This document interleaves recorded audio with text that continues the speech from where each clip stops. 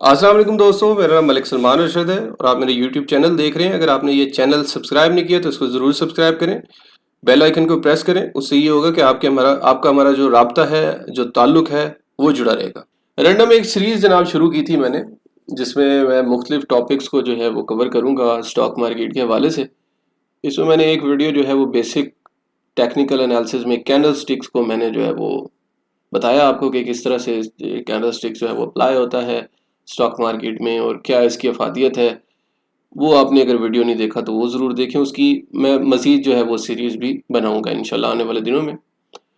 अच्छा, ये जो सिलसिला हमारा है जी वीडियोस का, इसका मकसद है एजुकेशन को प्रमोट करना, स्टॉक की एजुकेशन खसूसी तौर पे, यानी लोगों को फाइनेंशियल मार्केट के हवाले से आगाही दी जाए। लोग जो इस इंडस्ट्री को नहीं जानते और इस दौर में इसमें काम नहीं कर रहे जिस दौर में आपके जो है पैसों को बचाने का, यानी आपकी जो कैश में आपके पास पैसा होता है उस पैसे को इन्फ्लेशन से बचाने का जो तरीका बेहतरीन है, वो एक बिजी आदमी के लिए या ऐसा शख्स जो कोई काम कर रहा है या सेल्फ एम्प्लॉयड है या जिसके पास टाइम नहीं होता कोई दूसरा काम करने का, तो वो एक बेहतरीन तरीका है कि वो स्टॉक मार्केट में अपना पैसा लगाए और यहाँ से अपनी जो जमा पूंजी है उसको इन्फ्लेशन के इफेक्ट से बचाए। तो ये सीरीज जो है ये इंशाल्लाह मुख्तलिफ कॉन्सेप्ट्स को कवर करेगी। तो आज मैं थोड़ा सा आपको ब्रीफली जो है वो इंट्रोडक्शन दूंगा। ये जो स्टॉप लॉस रिस्क मैनेजमेंट, ये वीडियो मैंने रैंडमली इसलिए बनाई है, ये अचानक से टॉपिक इसलिए पिक किया है कि इस वक्त हमारा PSX जो है वो काफ़ी ज़्यादा पीक पे है। KSE 100 इंडेक्स 47K का जो साइकोलॉजिकल बैरियर था उसको KSE 100 इंडेक्स ने अबूर कर लिया है और अब आगे आने वाले दिनों में मार्केट जो जो ऊपर जाती जाएगी तो रिस्क जो है वो बढ़ता जाएगा। तो इसी के पेश नज़र मैं ये stop loss, risk management, money management की कहानियाँ आपके सामने लेके आ गया हूँ, क्योंकि इस वक्त मनी मैनेजमेंट, अपने पैसे को बचाना बड़ा ज़रूरी है। अच्छा, पैसे को बचाना क्यों ज़रूरी है? क्योंकि हमारे पाकिस्तान के बुज़ुर्गों में तो कुछ भी किसी ने नहीं लिखा, लेकिन जो दुनिया के बड़े बुज़ुर्ग हैं फाइनेंशियल मार्केट के, उन्होंने ये लिखा है कि बहुत ही अहम एक रूल बताया। उन्होंने कहा मेरी ज़िंदगी का ये बड़ा अहम रूल है कि never lose money in stock, rule number 1, and rule number 2, never forget rule number 1। यानी आपने किसी भी हाल में स्टॉक में अपना रियल सरमाया लूज करके नहीं जाना। ये मैं बात इसलिए बार बार आप लोगों को कहता हूँ, मैं आपके सामने एक एग्जांपल रखता हूँ, इस एग्जांपल को आप सोचिएगा कि ये क्या चीज़ है। ये जो सरमाया लूज करने वाली कहानी है, इसके बिहाइंड क्या आखिर चीज़ है कि जो बड़े लोग हैं, बुजुर्ग हैं, वो कहते हैं कि जी ये सरमाया लूज नहीं करना आपने। तो सर, अगर सपोज आपने एक स्टॉक खरीदा 100 रुपए पे, मिसाल के तौर पे मैं 100 रुपए ले रहा हूँ उसकी कीमत। अब वो 100 रुपए वाला स्टॉक जो है वो 50 रुपए पे हो जाता है, उसकी कीमत गिरती है, आप 100 रुपए उसको खरीदते हैं, वो नीचे गिर के 50 रुपए का हो जाता है। अब इस 50 रुपए का होने से उसने कितने परसेंट लूज किया? 100 का शेयर 50 का हो गया, तो उसने 50% अपना सरमाया जो है वो लूज कर दिया। ठीक है, 50% का लॉस हुआ। यानी अपने रियल सरमाया, जब आपका, ये मेरी मिसाल समझाने का मकसद ये है कि जब आपका रियल सरमाया जो है वो टूट जाता है तो उसकी रिकवरी कितनी मुश्किल होती है। लोगों को सालों साल लग जाते हैं रियल सरमाया को वापस अपनी वैल्यू तक ले आने के लिए। 100 रुपए की चीज़ 50 रुपए की हो गई तो उसमें 50% का डिक्रीज है, लेकिन यही 50 वाली चीज़ अगर 100 रुपए पे जाएगी दोबारा, तो इसके अंदर कितना इसको जो है वो इंक्रीज करना पड़ेगा? 100% का। यानी गिरती हुई चीज जो है वो 50% का डिक्रीज के साथ गिर रही है, लेकिन उसी गिरी हुई चीज को जब आप दोबारा उसकी लेवल पे पहुंचाने के लिए एफर्ट करेंगे तो आपको 100% का गेन करना पड़ेगा। ये बड़ी एक टेक्निकल सी बात है, आप इसको समझें और इसको समझने के बाद अप्लाई करें। यानी अगर आपने ये काम अपने स्टॉक्स में किया तो सिंपली आप जो है वो ये जो लॉस है उसमें फंस के बैठ गए अगर सपोज, तो फिर उस लॉस को रिकवर करने के लिए आपको डबल एफर्ट करनी पड़ेगी, जो आपको आपके रियल सरमाए या रियल वैल्यू पे ठहराएगी। तो इसलिए ये रिस्क मैनेजमेंट की कहानी बताना आपको बड़ा ज़रूरी है, मैं ज़रूरी समझता हूँ। तो जनाब इसमें कॉन्सेप्ट जो आज हम देखेंगे वो पहला कॉन्सेप्ट तो ये है स्टॉप लॉस। ये क्या चीज़ है, स्टॉप लॉस के बारे में पढ़ेंगे। उसके बाद मनी मैनेजमेंट, ये मनी मैनेजमेंट कैसे की जाती है। और तीसरी चीज़ जो होगी वो होगी डाइवर्सिफिकेशन। ये तीन कॉन्सेप्ट्स आज हम पढ़ेंगे, बहुत अहम जो है वो कॉन्सेप्ट्स हैं, समझने की कोशिश करेंगे इनको। तो पहले जी है आपकी रिस्क मैनेजमेंट में जो अहम तरीन चीज़ है वो है स्टॉप लॉस। अब ये स्टॉप लॉस क्या होता है, इसको कैसे लगाया जाता है। पहली चीज तो ये है कि टर्मिनल, अक्सर लोगों को समझ नहीं आती कि टर्मिनल पे कैसे लगाते हैं इसको। देखिए टर्मिनल पे लगाने का तरीका तो मैं किसी दिन टर्मिनल की जो है वो स्क्रीन रिकॉर्ड करके आप लोगों के साथ शेयर करूंगा, लेकिन मैं इसके थोड़े एक दो पॉइंट्स जो है आपको समझा देता हूँ कि टर्मिनल जब आप यूज करते हैं, तो जब आप स्टॉप लॉस ऑर्डर लगाते हैं तो उसमें आपके सामने जो है वो एक ट्रिगर प्राइस होती है। ठीक है जी। अब वो ट्रिगर प्राइस क्या होती है, उसका क्या मकसद है। ट्रिगर प्राइस से मुराद ये है कि जब भी ये प्राइस स्टॉक में हिट करे तो आपका सेल ऑर्डर एक्टिवेट हो जाना चाहिए। ये स्टॉप लॉस की कहानी होती है। यानी जैसे ही वो ट्रिगर प्राइस जो आप देंगे, जैसे ही वो मार्केट के अंदर हिट करेगी तो आपका सेल ऑर्डर एक्टिवेट हो जाएगा। और उसके बाद आप एक लिमिट देते हैं। लिमिट से मुराद ये है कि सपोज 10 रुपए 50 पैसे पे आपने ट्रिगर प्राइस दी, और लिमिट प्राइस हमेशा उस प्राइस से नीचे की दी जाती है, क्योंकि जब आपका स्टॉक जो है मार्केट में एक्टिव हो गया, अब पता नहीं उसको उस लेवल के ऊपर सेल करने के लिए बायर भी मिलता है या नहीं मिलता। अक्सर स्टॉक क्योंकि बहुत ज्यादा लिक्विड नहीं होते, इसलिए उनमें इस तरह की कहानी का सामना करना पड़ सकता है। यानी वहां पे सामने जो है वो बायर नहीं होता, तो आपका ऑर्डर जो है वो स्टॉप लॉस जो है एक्टिवेट होता है, लेकिन वो जो चीज जो है आपकी बिकती नहीं है। तो ये मसला अक्सर लोगों को फेस करना पड़ता है। तो इसलिए मैं आपसे अर्ज कर रहा हूं कि जब भी आप स्टॉप लॉस ऑर्डर लगाएं तो आप पहले तो लिक्विडिटी देखें अपने स्टॉक की, कि आपका स्टॉक कितना कोई लिक्विड है। अगर तो वो बहुत ज्यादा लिक्विड नहीं है तो फिर आपको ये ट्रिगर प्राइस और जो दूसरी प्राइस है लिमिट प्राइस, इसमें जो गैप है वो ज्यादा रखना पड़ेगा। अगर आपका स्टॉक टीआरजी की तरह बहुत लिक्विड है, उसमें काम बहुत ज्यादा होता है, हर प्राइस लेवल पे बहुत मिलियंस के ऑर्डर लग रहे होते हैं, तो उस सूरत में आपको ये ट्रिगर प्राइस और जो लिमिट प्राइस है इसमें बहुत ज्यादा डिफरेंस देने की जरूरत नहीं है।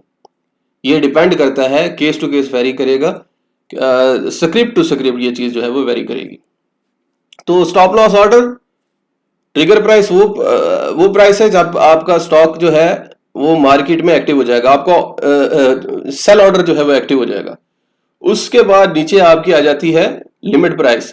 आप कहते हैं जी इस स्टॉक को 10 रुपए 50 पैसे पे एक्टिव करो, जितना सामने जो है वो बायर मिलता है 10 रुपए 40 पैसे तक जितने भी बाय ऑर्डर खड़े हुए हैं सबको दे दो और मेरा माल क्लियर कर दो।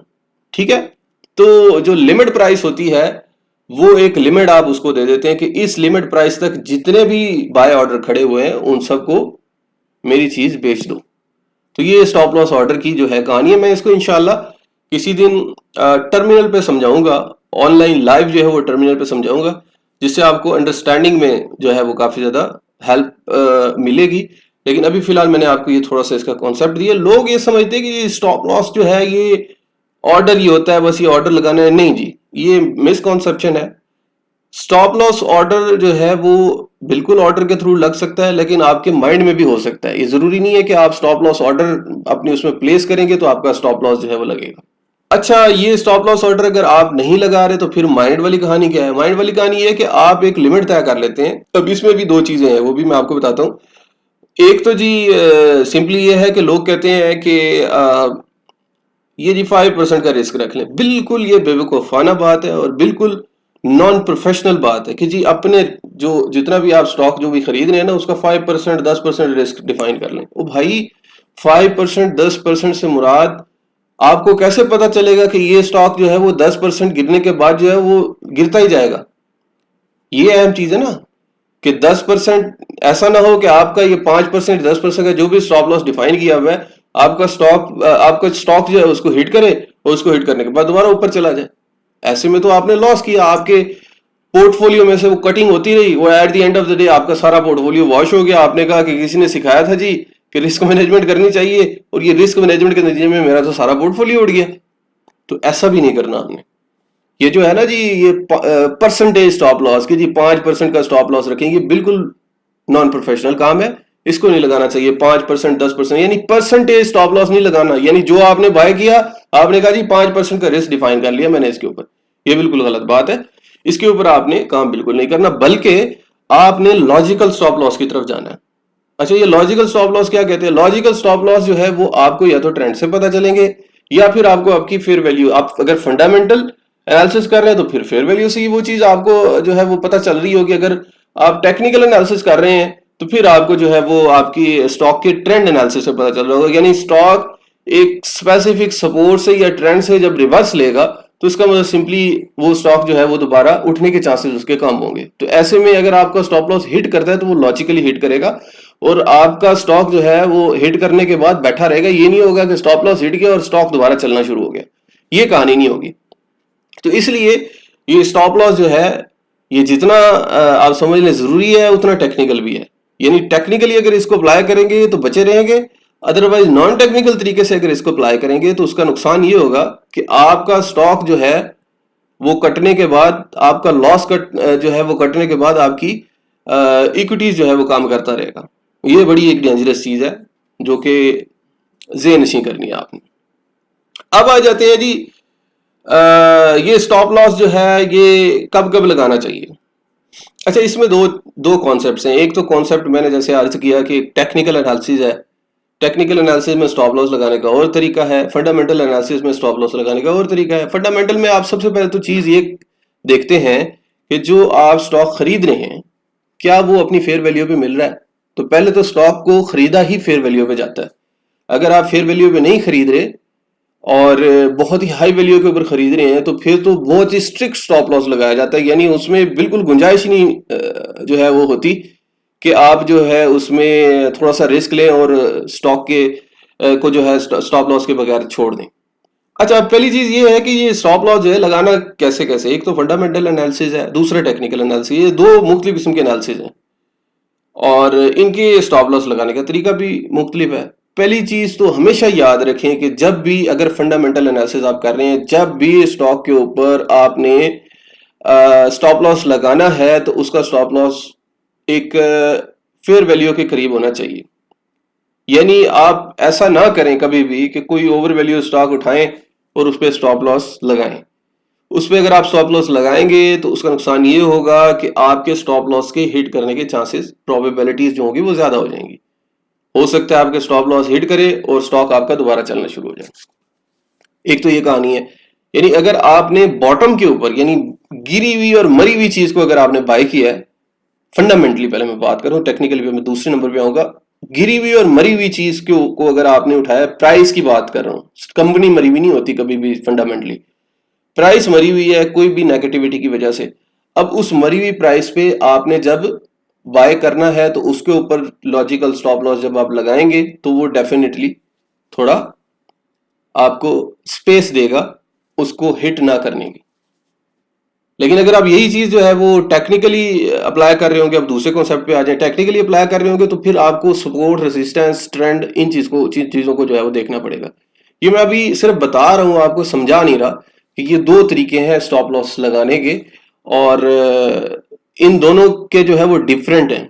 वो अगली वीडियोस में जो है वो हम पढ़ेंगे स्पेसिफिकली कि टेक्निकल एनालिसिस के ऊपर स्टॉप लॉस कैसे लगाते हैं और फंडामेंटल एनालिसिस के ऊपर स्टॉप लॉस कैसे लगाते हैं, प्रैक्टिकली बताऊंगा। अभी तो मैं सिर्फ आपको थ्योरेटिकली बता रहा हूं कि फंडामेंटल में कैसे करते हैं और टेक्निकल में कैसे करते हैं। अब ये स्टॉप लॉस की कहानी जो है, एक तो आपको लॉस से बचाती है, दूसरी इसकी जो फायदियत होती है वो ये होती है ये आपके प्रॉफिट को बचाती है। हमारे स्टॉक मार्केट में अक्सर लोग स्टॉक को अन्नेवा खुला छोड़ देते हैं, उसको रस्सा ही नहीं बांधते। जब तक आप अपने स्टॉक के ऊपर रस्सा बांध के नहीं रखेंगे तो ये बावला हो जाएगा, ठीक है। और जब चीज बावली हो जाती है तो वो नुकसान खुद को भी देती है और आपको भी पहुंचाती है। आपने स्टॉक को कभी भी खुला नहीं छोड़ना। मैं उसकी एग्जांपल ऐसे देता हूं, आपने 50 पे स्टॉक लिया, उसकी कीमत बढ़ गई 70 रुपए हो गई। हमारे दोस्त अहबाब जो है ना वो बैठे रहते हैं 100 का होगा तो बेचेंगे। बिल्कुल जी, आप 100 का इंतजार करें, लेकिन जो 70 वाला प्रॉफिट है, यानी जो 20 रुपए का प्रॉफिट है, उसको भी तो बचा के रखें ना जनाब।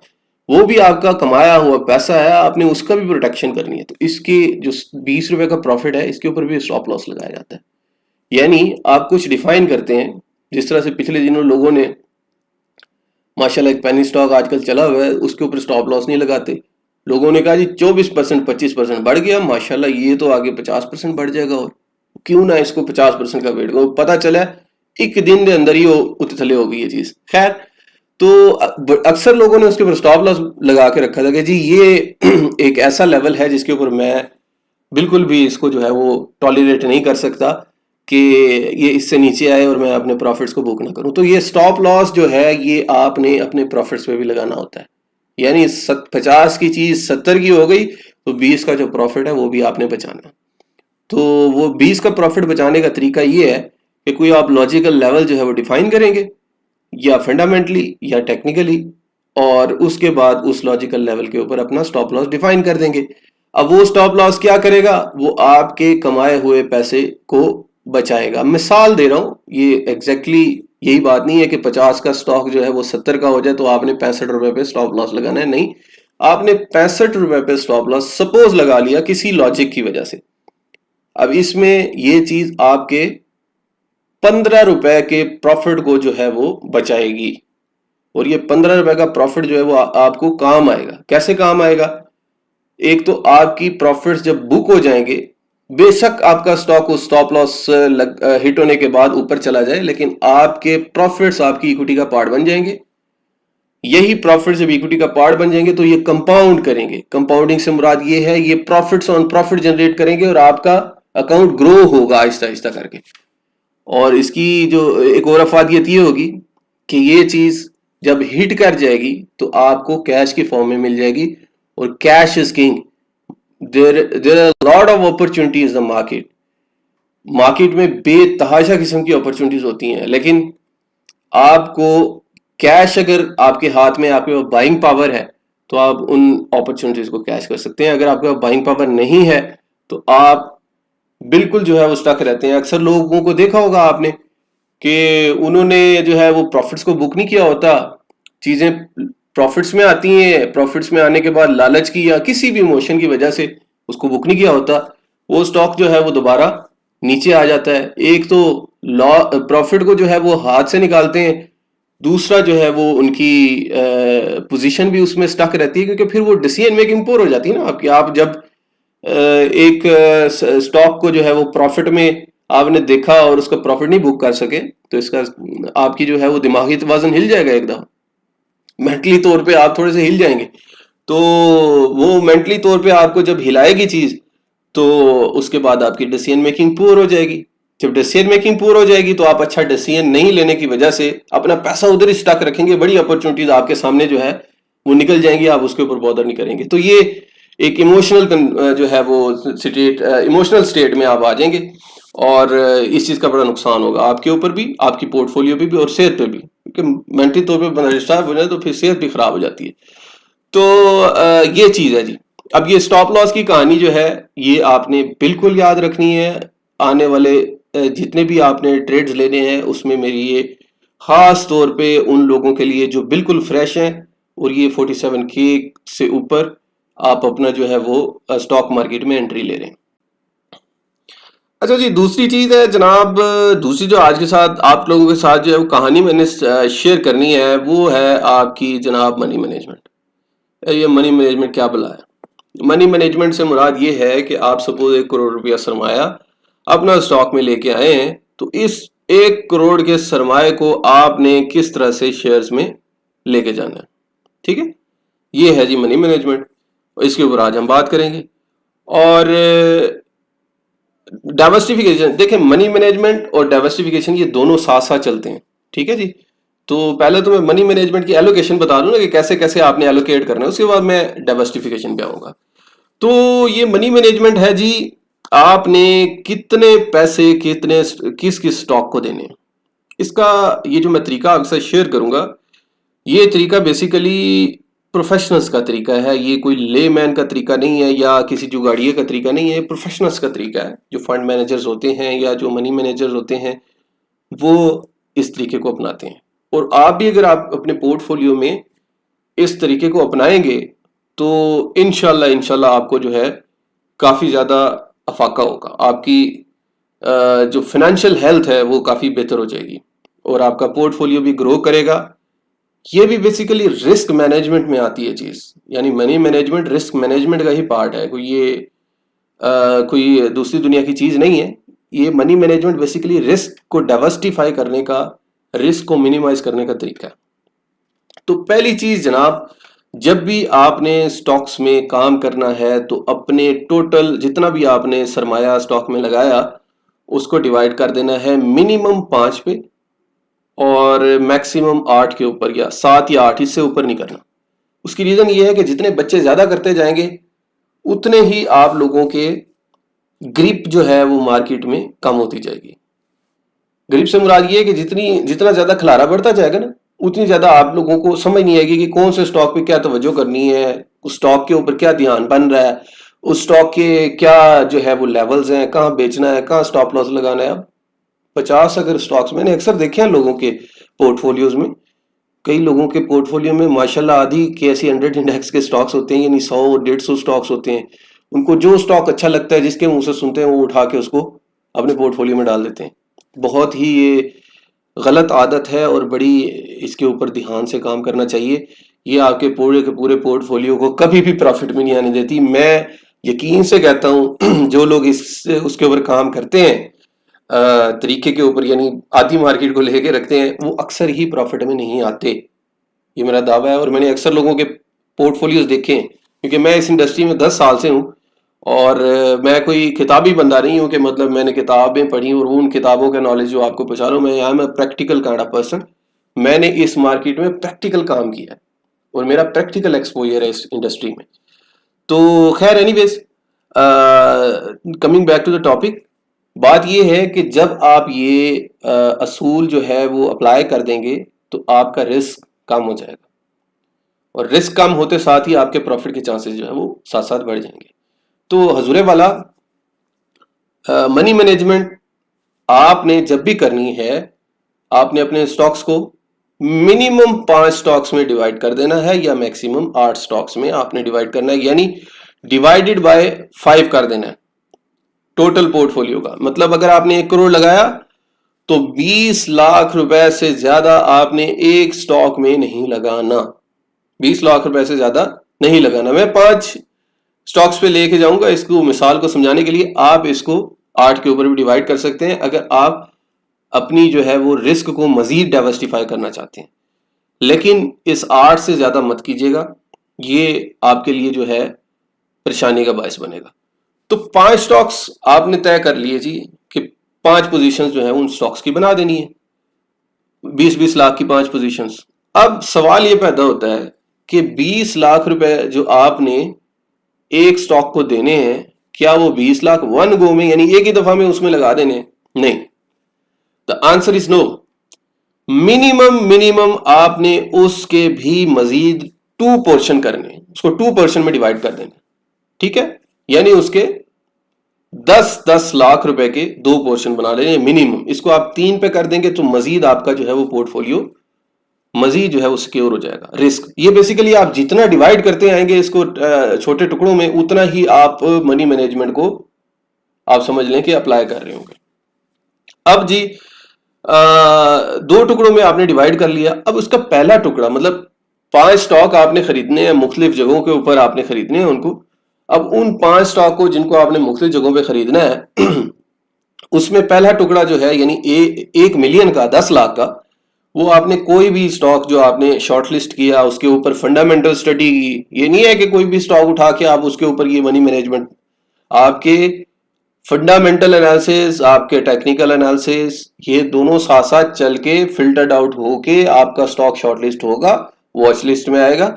उसके बाद उसकी जब बाइंग रेंज में वो आएगा तो आप अपना 1 मिलियन का जो टुकड़ा है उसको उठा के उस स्टॉक में पार्क कर देंगे और वो स्टॉक फेयर वैल्यू पे होना चाहिए। ये भी बड़ी जरूरी अहम बात है, वो बहुत ज्यादा ओवर वैल्यू नहीं होना चाहिए। तो वो भी मनी मैनेजमेंट के असूलों के खिलाफ है कि आप ओवर वैल्यू स्टॉक में पैसा अपना जो है वो पार्क करने लग गए। तो आपका जी पहला जो टुकड़ा है वो लग गया। सपोज पहला टुकड़ा जो है वो आपने 100 रुपए पे उस स्टॉक को लगा दिया। 100 रुपए पे आपने 1 मिलियन के शेयर ले लिए। अब जो दूसरा टुकड़ा है 1 मिलियन का, जो आपने उस शेयर में सिर्फ उसी शेयर के लिए रखना है। अब अक्सर लोग ये भी करते हैं कि वो जी 10 लाख बचा हुआ है, एक और अच्छी अपॉर्चुनिटी आ गई, किधर से टिप सुन ली, बस उन्होंने कहा कि जी सुट्टो मार। तो वो जो 1 मिलियन है वो आपने दिल जिगरे के ऊपर हाथ रखना है, दिल पे हाथ रखना है, और आपने बिल्कुल ही तसल्ली से बैठे रहना है कि नहीं जी, ये मैंने इसी स्टॉक के नाम किया है, 100 रुपए वाला ये जो भी स्टॉक है उसके नाम किया हुआ है, तो मैं ये अपना जो पैसा है किसी और को नहीं दूंगा। ठीक है जी। तो अब ये जो 1 मिलियन का आपने उसमें पहली पोजीशन बनाई, दूसरा पोजीशन जो है वो आपने रखी। अब ये दूसरी पोजीशन 1 मिलियन की कब लेनी है? ये दूसरी पोजीशन जनाब आप 1 मिलियन की लेंगे जब ये स्टॉक जो है वो कम से कम 10% की डिप ले चुका होगा। यानी 100 वाला स्टॉक 90 पे आ गया, आपने और जो 10 लाख रुपए जो रखे हुए थे उस स्टॉक के नाम किए हुए थे आपने उसमें लगा दिए, और उस स्टॉक को जो है वो वहां पे आपने कर लिया एवरेज। अब आपकी एक पोजीशन पूरी बन गई, यानी 20 लाख आपने यूटिलाइज कर लिया। बाकी 4 पोजीशंस के साथ भी आप इसी तरह कर रहे होंगे, मैं सिर्फ एक पोजीशन को लेके चलूंगा। तो अब सवाल ये पैदा होता है कि वो स्टॉक 90 रुपए से उठा और दोबारा 100 पे आ गया। अब आप मार्केट की कंडीशंस देखेंगे, उस स्टॉक की टारगेट प्राइस देखेंगे जो कि फंडामेंटली निकली होगी। ये दूसरी जो मार्केट से टारगेट प्राइसेस निकल रही होती है ना, उसकी मैं कोई बात नहीं कर रहा यहाँ पे। तो उसकी टारगेट प्राइस देखेंगे, उसके बाद उसकी जो है वो आप जो है देखेंगे कि ये स्टॉक जो है यहाँ से ऊपर मजीद जा सकता है या नहीं जा सकता। तो 90 रुपए में पोजीशन ली, 90 वाली पोजीशन जो है वो 100 रुपए पे आ गई। आपको लगा, आपने मार्केट को एवेल्युएट किया, आपने कहा जी अभी मार्केट थोड़ी डल लग रही है, तो क्यों ना ये जो 90 वाली पोजीशन है यहाँ पे 100 रुपए पे बेच दें, 10 रुपए का प्रॉफिट कमाएं इसमें से। आपका जो ऊपर वाला स्टॉक 100 का लिया हुआ था वो तो आ गया ना आपकी अपनी मतलब कॉस्ट के ऊपर, तो वो अगर आप काट भी देते हैं तो आपको लॉस नहीं हुआ उसमें। ठीक है, जबकि आपको 10 रुपए का गेन, जो 90 रुपए वाली स्टॉक की जो पोजीशन आपने बनाई थी उसके ऊपर 10 रुपए का गेन हो गया, और 10 रुपए का गेन 90 रुपए के स्टॉक पे कितना होता है? तकरीबन 11-12% बनेगा। तो 11-12% का गेन आपने कमा लिया उस पर। अब आप चाहते हैं तो आप 1 मिलियन की पोजीशन जो 100 रुपए पे ली हुई है उसके ऊपर रिस्क ले सकते हैं मार्केट के हिसाब से। आप अगर उसको छोड़ देते हैं, सपोज वो स्टॉक जो है 105 पे चला जाता है या 110 पे चला जाता है, तो आप 110 रुपए पे उसको सेल करते हैं, आप वहां से भी 10% का प्रॉफिट बनाते हैं। कितना प्रॉफिट हो गया? 20% का प्रॉफिट, सॉरी 22% का प्रॉफिट हो गया। तो ये 22% का प्रॉफिट आपके लिए बहुत फायदेमंद होगा। क्यों? क्योंकि आपके पास कैश भी वापस आ गया, आपका 22% का प्रॉफिट भी आपने बना लिया, और आपने जो है वो अपनी इक्विटी भी बढ़ा ली कंपाउंडिंग के लिए। आपका जो है वो बेस बढ़ता गया, इक्विटी बढ़ती गई। तो ये चीज है। अब सपोज एग्जांपल लेते हैं कि वही स्टॉक जो है जो आपने 100 रुपए पे लिया हुआ था दूसरा, वो 110 पे नहीं जाता, स्टॉक दोबारा जो है वो 90 पे आ जाता है या 90 से भी नीचे गिर जाता है। सपोज वो 85 पे आ जाता है, आपने 90 रुपए पे बाय कर लिया उसको, लेकिन अगर आपने उसको फेयर वैल्यू पे बाय किया होगा वो दोबारा आपको 100 जरूर दिखाएगा। कई स्टॉक्स ऐसे हैं, अभी आप देखेंगे वो एक सर्टेन लेवल में जाते हैं, उसी में ही रोल ओवर करते रहते हैं, घूमते रहते हैं उसमें। तो आपने जनाब वो जो अपना स्टॉक है 90 वाला दोबारा खरीद लिया 90 रुपए पे। अब वो सॉरी 85 पे दोबारा 85 पे जो है वो स्टॉक चला जाता है, आपने 90 रुपए पे खरीद लिया, तो 85 से वो स्टॉक दोबारा उठता है 100 रुपए पे आ जाता है। आपने कितना परसेंट का गेन किया? 10% का गेन किया। आपने वही स्टॉक दोबारा उसको वहां पे बेच दिया। ठीक है, और आपको अगर सपोज लगता है कि स्टॉक जो है आपका इसी रेंज में घूमता रहेगा, तो आप जो 100 रुपए वाली पोजीशन है उसको भी लिक्विडेट कर सकते हैं। उसमें कमीशन पड़ेगा मोर और लेस, लेकिन आपके पैसे आपके वापस आ जाएंगे, कॉस्ट भी आपकी रिकवर हो जाएगी, और आपके पास दोबारा 20% की जो है वो यानी इसकी डिवाइडेड बाय 5 में जो एक टुकड़ा आपने बनाना है किसी शेयर में, 20% की आपके पास एक दोबारा पोजीशन के लिए कैश कटा हो जाएगा। आप यही गेम किसी और स्टॉक में कर सकते हैं। ये है मनी मैनेजमेंट। अगर आप इस असूल पे चलेंगे आपको स्टॉक्स में कभी भी तंगी नहीं आएगी। 50% का कैश आपने, यानी टोटल पोर्टफोलियो की बात कर रहा हूं, टोटल पोर्टफोलियो में 50% का कम से कम कैश आपने जो है वो अपने पास जरूर रखना है बैक पे, और ऐसे मौके के ऊपर जब आपका स्टॉक्स काफी ज्यादा बढ़ चुके हों। अब जी last but not the least, वो हमारा है जी डाइवर्सिफिकेशन। ये डाइवर्सिफिकेशन क्या है? डाइवर्सिफिकेशन का ये है कि एक बास्केट में, एक टोकरी में सारे अंडे नहीं रखने। यानी आपने सिर्फ बैंकिंग के स्टॉक उठा के नहीं रखने, सिर्फ सीमेंट्स के स्टॉक उठा के नहीं रखने, सिर्फ जो है वो ओएमसीज के स्टॉक नहीं उठा कर, किसी भी एक सेक्टर में आपने अपना सारा पैसा पार्क नहीं करना। अच्छा, यहाँ तो सेक्टर की मैं बात रो रहा हूँ, लोग तो सारा पैसा एक ही स्क्रिप्ट में लगा देते हैं। सेक्टर की डाइवर्सिफिकेशन तो दूर की बात है। मतलब 1 करोड़ रुपया, 1 करोड़ रुपया वो एक शेयर, सपोज किसी भी एक शेयर है, डीजी खान सीमेंट, एसएनजीपी, किसी एक में लगा लेंगे सारे का सारा स्टॉक का पैसा, और वो बहुत ज्यादा कंफ्यूज रहते हैं, उनकी डिसीजन मेकिंग भी बड़ी पुअर रहती है। क्यों? क्योंकि उनके फिर सेंटीमेंट जो है वो बीच में आ जाते हैं। 150 रुपये का स्टॉक लिया जी, अल्लाह करे हमारी प्राइस वापस आ जाए। 150 का स्टॉक लिया, 130 पे आ गया, वो 130 रुपये पे दुआएं मांग रहे हैं अल्लाह ताला से, या अल्लाह हमारा 150 वाला स्टॉक दोबारा आ जाए, हम फिर इस गेम में हाथ नहीं डालेंगे। वो 150 वाला आता है, उसको बेचते हैं, वो पता चलता है स्टॉक जो है ना 200 रुपये पे चला गया। तो आपकी डिसीजन मेकिंग बड़ी पुअर हो जाएगी अगर आप डाइवर्सिफिकेशन नहीं करेंगे। और ये तीनों चीजें मैं आपको कह रहा हूँ, सिर्फ इसके लिए नहीं कह रहा, डाइवर्सिफिकेशन के लिए नहीं कह रहा, मनी मैनेजमेंट में कोई भी चीजें, मनी मैनेजमेंट है, रिस्क मैनेजमेंट है, डाइवर्सिफिकेशन है, किसी भी किस्म का आप इसमें अप्लाई कर रहे हैं अपने पोर्टफोलियो में, आपको ये चीज काफी ज्यादा फायदा देगी।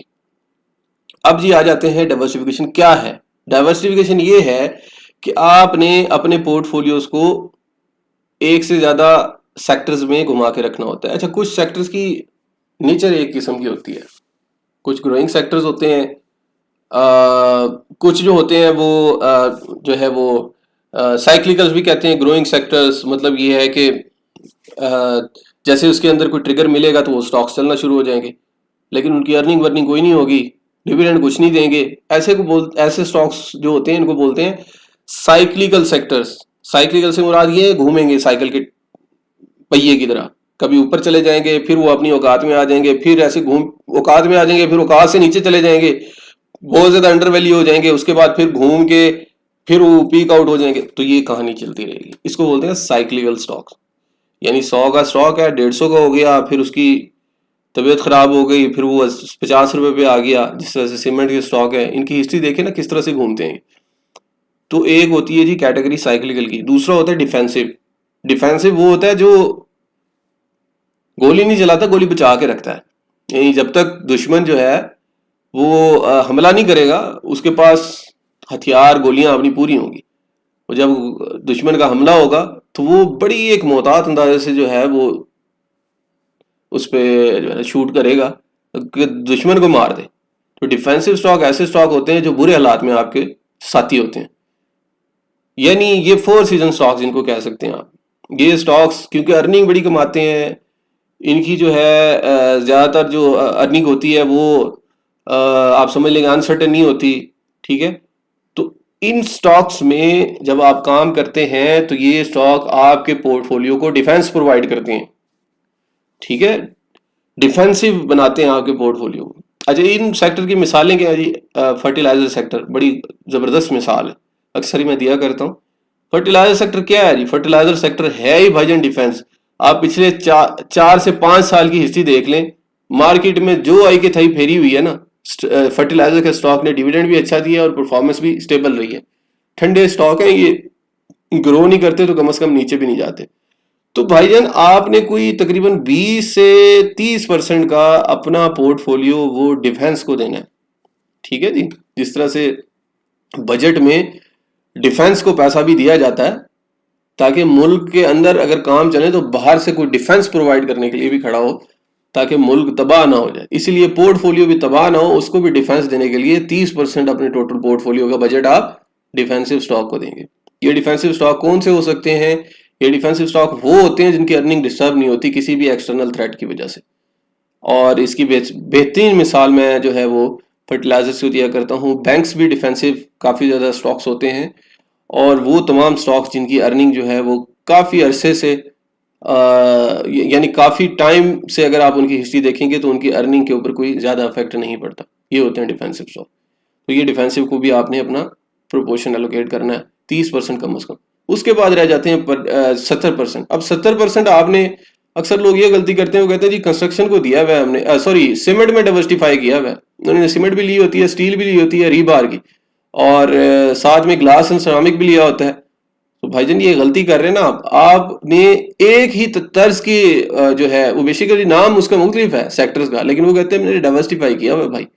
उन्होंने डाइवर्सिफाई नहीं किया होता, उन्होंने एक ही किस्म की इंडस्ट्री, एक ही नेचर की इंडस्ट्री में मुख्तलिफ सेक्टर में इन्वेस्ट किया होता है। ठीक है, सीमेंट में भी किया हुआ है, स्टील की रीबार में किया हुआ है, उसके अलावा ग्लास सिरामिक में भी किया हुआ है। ये सारे पैरेलल स्टॉक हैं, इकट्ठे ही चलते हैं, पैरेलल एक ही दफा चलेंगे। सीमेंट स्टील के साथ पैरेलल चलेगा। ग्लास की डिमांड जो है, जो कंस्ट्रक्शन यानी मटेरियल में लगता है, लाइक आपके खिड़की खिड़कियों में लगता है, दूसरे गिलास के जो है वो कंस्ट्रक्शन के मतलब कंपनी बिल्डिंग्स के आउटर्स बनते हैं।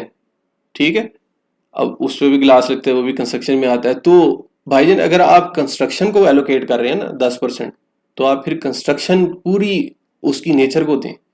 तो आपने जी अपना जो प्रोपोर्शन है स्टॉक का वो कहाँ पे एलोकेट करना है जी? एक तो ये आपने जो है कंस्ट्रक्शन को दे दिया, उसके बाद बाकी जो है वो आपने जी कोई थोड़ा सा आपने टेक्सटाइल को दे दिया, थोड़ा सा आपने जी ओएमसीज को दे दिया, ईएनडपीज को दे दिया। ठीक है जी, और वैसे ईएनडपीज भी डिफेंसिव में आते हैं, डिफेंसिव स्टॉक्स में आते हैं। तो ईएनडपीज को दे दिया, ओएमसीज को दे दिया आपने कुछ प्रोपोर्शन। तो इस तरह से आपने मुख्तलिफ सेक्टर्स को जो है वो स्टॉक जो है एलोकेट करना है, और उसके ऊपर फिर मनी मैनेजमेंट के असूल लगाने हैं। डिफेंसिव में 30%, 70% साइक्लिकल में, और फिर इन डिफेंसिव और साइक्लिकल में आपने ग्रोइंग इंडस्ट्री को पॉइंट आउट करना है, पिन पॉइंट करना है, उसमें आपने पैसा पार्क करना है, और उस पैसे को प्रॉपरली मनी मैनेजमेंट करके रखनी है, और उसके रिस्क को भी बचा के रखना है, यानी अपने जो है वो सरमाए को बचा के रखना है, रिस्क डिफाइन करना है, यानी स्टॉप लॉसेस लगाने। तो ये एक पूरी सीरीज है जी जो मैंने आपके सामने रखी है। इसकी प्रैक्टिकल एप्लीकेशन भी है। ये तो मैंने अभी आपको थ्योरेटिकली चीजें समझाई हैं, इसकी प्रैक्टिकली चीजें अक्सर अगर आपने मेरा टेलीग्राम का जो है वो ग्रुप ज्वाइन किया हुआ है, तो उसमें भी मैं बहुत सी, क्योंकि वो प्रैक्टिकली हम चीज़ों को डिस्कस कर रहे होते हैं, वहाँ पे आप लोग पूछते हैं स्टॉक्स के हवाले से। तो स्टॉक्स के हवाले से जो भी मतलब आपके सवालात होंगे उसमें भी मैं जो है वो लिया करता हूँ। उसमें प्रैक्टिकली आपकी जो है इस अप्रोच को हम देख रहे होते हैं। तो ये चीज़ जी आपने ज़रूर देखनी है। ये यूट्यूब चैनल लोगों को भी सजेस्ट करें, खुद भी इसका फ़ायदा उठाएं, बच्चों को भी दिखाएं। ये जो हमारा सिलसिला है जी स्टॉक मार्केट की एजुकेशन का, ये इंशाल्लाह बहुत ही आगे जाएगा। और यूट्यूब पे ये चैनल मैं इसलिए बनाया, किसी भाई ने हमें कहा था कि यूट्यूब पे बना दें, चीज़ बड़ी लंबे अरसे के लिए सेव हो जाती है। तो मैं आज हूँ, कल नस्लें इस चीज़ को देखेंगी, इसमें काम करेंगी, इससे फ़ायदा उठाएंगी, और उससे ये होगा कि इन्फ्लेशन के खिलाफ जो है वो लड़ाई करेंगे हम लोग। अब आप लोगों से कमिटमेंट मैंने ये लेनी है कि आप खुद तो अगर स्टॉक में काम कर रहे हैं, अगर गलत तरीके से कर रहे हैं, आपने स्टॉक में कभी पैसा नहीं बनाया, तो मैं जी हाजिर हूँ उस चीज़ के लिए, आप लोगों की हेल्प करने के लिए। लेकिन अगर आपने स्टॉक्स में जो है वो पैसा भी बनाया है, और आप दूसरों को वर्ड ऑफ माउथ नहीं करते, लोगों को जो है वो इस इंडस्ट्री में लेके नहीं आते, फिर ये आपकी ज्यादती है। आप खुद पैसा कमा रहे हैं, आप दूसरों को भी इसमें लेके आए। जितनी बेस ज़्यादा बड़ी होगी, उतनी ही ज़्यादा जो है वो ये इंडस्ट्री जो है वो ग्रो करेगी। तो इंशाल्लाह नया जो है वो वीलॉग आपके साथ इंशाल्लाह मैं शेयर करूंगा कुछ ही दिनों में। टेक्निकल एनालिसिस की दूसरी सीरीज़, जिसमें हम मुख्तलिफ जो है रिवर्सल सिग्नल्स को देखेंगे, किस तरह से उनको आइडेंटिफाई करना है, किस तरह से अप्लाई करना है, और उनको उनकी आइडेंटिफिकेशन, फॉर्मेशन, सारी चीज़ें जो है वो इंशाल्लाह उसमें डिस्कस करेंगे। Thank you so much. इंशाल्लाह नेक्स्ट व्लॉग में आपसे मुलाकात होती है। अल्लाह हाफिज़।